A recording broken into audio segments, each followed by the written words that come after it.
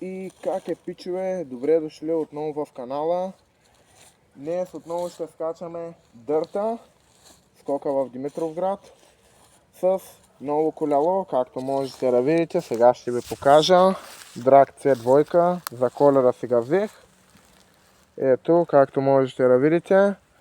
И днес му смених и педалите, защото много се хлъзгаха моите. И ето го скока, както можете да видите. Отново е есен, но ние сме готови за скачане.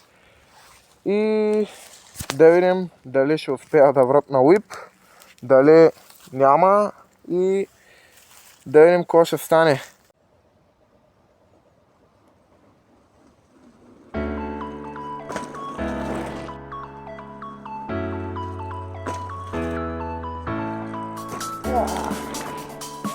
Само съм тук, за да ви кажа, че няма да има много видеа.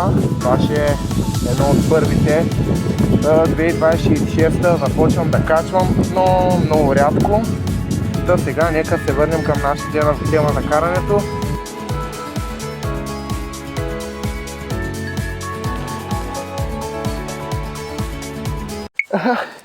И както може да се види, C2-то издържа.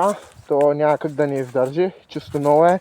Днеска му сменях и педалите. Страшен хубав скок. Доста добър е. Препоръчвам ви да дойдете в Димитровград. Наистина хубави скокчета. Ами хора, това ще е от видеото. Надявам се да ви е харесал. Ако е така, праскайте още да има байк видеа, скулт видеа и още други забавни и интересни предизвикателства и готини работи, но пак повтарям, няма да качвам в канала толкова често, ще качвам даже супер рядко. Искам просто да новата година, 2026, най-накрая да се върна към YouTube, но с много по-малко видеа. Така че живи и здрави от мене, лайк, сабскрайб и ай чао от мене от C2-то.